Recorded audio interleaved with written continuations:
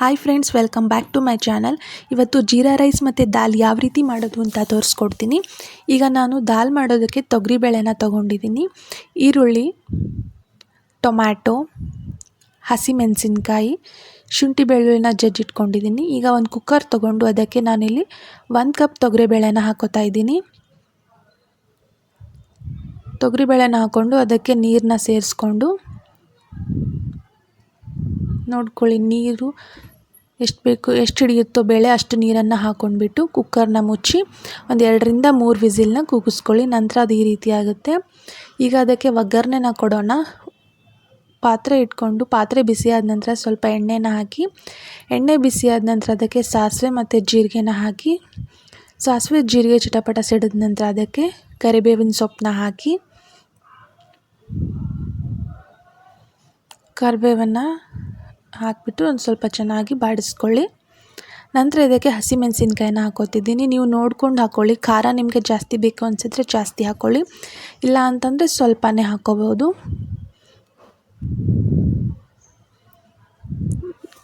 ಮೆಣಸಿನ್ಕಾಯಿ 1 ನಿಮಿಷ ಹಾಗೆ ಎಣ್ಣೆನಲ್ಲೇ ಬೇಯಲಿ, ಚೆನ್ನಾಗಿ ಖಾರ ಬಿಟ್ಕೊಳ್ಳುತ್ತೆ.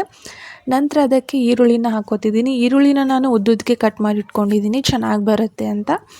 ಈರುಳ್ಳಿನ ಹಾಕಿಬಿಟ್ಟು ಮತ್ತೆ ಇದನ್ನು ನೀಟಾಗಿ ಮಿಕ್ಸ್ ಮಾಡ್ಕೊಳ್ಳಿ. ಈಗ ಇದಕ್ಕೆ ಶುಂಠಿ ಬೆಳ್ಳುಳ್ಳಿ ಜಜ್ಜಿಟ್ಕೊಂಡಿದ್ವಲ್ಲ ಅದನ್ನು ಹಾಕೋತಿದ್ದೀನಿ. ನೀವು ಬೇಕಾದರೆ ಶುಂಠಿ ಬೆಳ್ಳುಳ್ಳಿ ಪೇಸ್ಟ್ ರೆಡಿಮೇಡ್ ಸಿಗುತ್ತಲ್ಲ ಅದನ್ನು ಕೂಡ ಹಾಕೋಬಹುದು. ಈಗ ಇದನ್ನು 1 ನಿಮಿಷ ಹುರ್ಕೊಳ್ಳಿ. ಶುಂಠಿ ಬೆಳ್ಳುಳ್ಳಿ ಪೇಸ್ಟು ಹಸಿ ವಾಸನೆ ಹೋಗೋವರೆಗೂ 1-2 ನಿಮಿಷ ಹುರ್ಕೊಂಡ್ಬಿಡಿ. ನಂತರ ಇದಕ್ಕೆ ನಾನು ಟೊಮ್ಯಾಟೊನೂ ಹಾಕೋತಿದ್ದೀನಿ. ಟೊಮ್ಯಾಟೊನೂ ಚಿಕ್ಕದಾಗಿ ಕಟ್ ಮಾಡಿ ಇಟ್ಕೊಂಡಿದ್ದೆ. ಟೊಮ್ಯಾಟೊನ ಹಾಕಿ ಮತ್ತೆ ಮಿಕ್ಸ್ ಮಾಡ್ಕೊಳ್ಳಿ. ಟೊಮ್ಯಾಟೊ ಮತ್ತು ಈರುಳ್ಳಿ ಸ್ವಲ್ಪ ಚೆನ್ನಾಗಿ ಮೆತ್ತಗಾಗೋವರೆಗೂ ಫ್ರೈ ಮಾಡ್ಕೊಳ್ಳಿ. ಈಗ ಇದಕ್ಕೆ ಉಪ್ಪನ್ನು ಹಾಕ್ತಾಯಿದ್ದೀನಿ. ಉಪ್ಪನ್ನು ಹಾಕೋದ್ರಿಂದ ಬೇಗ ಬೇಯುತ್ತೆ ಟೊಮ್ಯಾಟೊ ಮತ್ತು ಈರುಳ್ಳಿ ಅಂತ. ಸ್ವಲ್ಪ ಉಪ್ಪನ್ನು ಹಾಕಿಬಿಟ್ಟು ನಂತರ ಅದಕ್ಕೆ ಅರಿಶಿನ ಪುಡಿನ ಹಾಕ್ತಾಯಿದ್ದೀನಿ. ಒಂದು ಅರ್ಧ ಚಮಚ ಅರಿಶಿನ ಪುಡಿನ ಹಾಕ್ಕೊಳ್ಳಿ. ನಂತರ ಅದಕ್ಕೆ ಕೆಂಪು ಖಾರ ಹಾಕ್ತಾಯಿದ್ದೀನಿ, ಅಂದರೆ ಕೆಂಪು ರೆಡ್ ಚಿಲ್ಲಿ ಪೌಡ್ರ್ ಸಿಗುತ್ತಲ್ಲ ಅದನ್ನೇ ಹಾಕ್ತಾಯಿದ್ದೀನಿ. ಹಾಕಿ ಇದನ್ನು ಮತ್ತೆ ಚೆನ್ನಾಗಿ ಮಿಕ್ಸ್ ಮಾಡ್ಕೊಳ್ಳಿ. ಈ ರೀತಿ 1-2 ನಿಮಿಷ ಬಿಟ್ಟ ಮೇಲೆ ಈ ರೀತಿ ಆಗುತ್ತೆ. ಈಗ ಇದಕ್ಕೆ ನಾವು ಕುದಿಸಿಟ್ಕೊಂಡಿದ್ವಲ್ಲ ತೊಗರಿಬೇಳೆನ ಅದನ್ನು ಹಾಕಬೇಕು. ಅದನ್ನು ಹಾಕಿ ಸ್ವಲ್ಪ ನೀರು ಹಿಡಿತಿದ್ರೆ ನೀರನ್ನ ಸೇರಿಸ್ಕೊಳ್ಳಿ. ದಾಲ್ ಸ್ವಲ್ಪ ಗಟ್ಟಿಯಾಗೇ ಇರಬೇಕು, ಅಂದರೆ ಚೆನ್ನಾಗಿ ಬರುತ್ತೆ. ಭಾಳ ನೀರು ಮಾಡೋಕ್ಕೆ ಹೋಗಬೇಡಿ, ಅದು ಸಾಂಬಾರು ಆಗಿಬಿಟ್ಟಿರುತ್ತೆ. ಸೊ ನೋಡಿಕೊಂಡು ಸ್ವಲ್ಪನೇ ನೀರು ಹಾಕ್ಕೊಳ್ಳಿ. ನೀರು ಬೇಡ ಅನಿಸಿದ್ರೆ ನೀರೇನು ಹಾಕೋಕ್ಕೆ ಹೋಗಬೇಡಿ. ಈಗ ಮಿಕ್ಸ್ ಮಾಡ್ಕೊಳ್ಳಿ. ಇದೊಂದು 2ರಿಂದ 3 ನಿಮಿಷ ಕುದೀತಂದರೆ ದಾಲ್ ರೆಡಿ ಆಗುತ್ತೆ. ದಾಲು ಫೈನಲ್ ಆಗಿ ರೆಡಿ ಆಯಿತು. ಈಗ ಇದಕ್ಕೆ ಜೀರಾ ರೈಸ್ ಮಾಡ್ಕೊಳ್ಳೋಣ ಬನ್ನಿ. ಈಗ ಒಂದು ಕುಕ್ಕರ್ಗೆ ಸ್ವಲ್ಪ ಆಯಿಲನ್ನು ಹಾಕಿಬಿಟ್ಟು ಎಣ್ಣೆ ಬಿಸಿ ಆದ ನಂತರ ಇದಕ್ಕೆ ನಾನು ಜೀರಿಗೆನ ಹಾಕ್ತಾಯಿದ್ದೀನಿ. 1-2 ಚಮಚದಷ್ಟು ಜೀರಿಗೆನ ಹಾಕ್ತಾಯಿದ್ದೀನಿ.